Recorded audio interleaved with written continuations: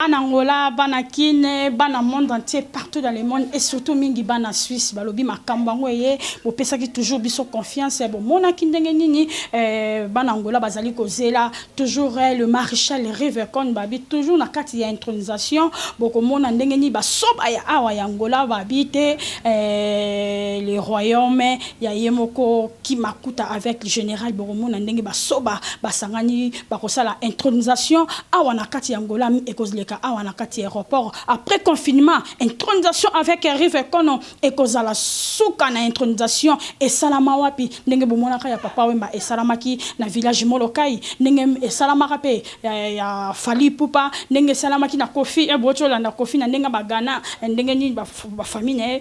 dans royaume ba soba balatiaki eliputa intronisation salamaki ya touro yo balobi ezali ya Rivecon le roi des royaumes Kimakuta introduction ko salama bozala ya kosepela balobi confinement ondengo zosila biso tozaka toujours juntu na Rivecon chuchel mier d'Angola lobi bana poto bo rozala décité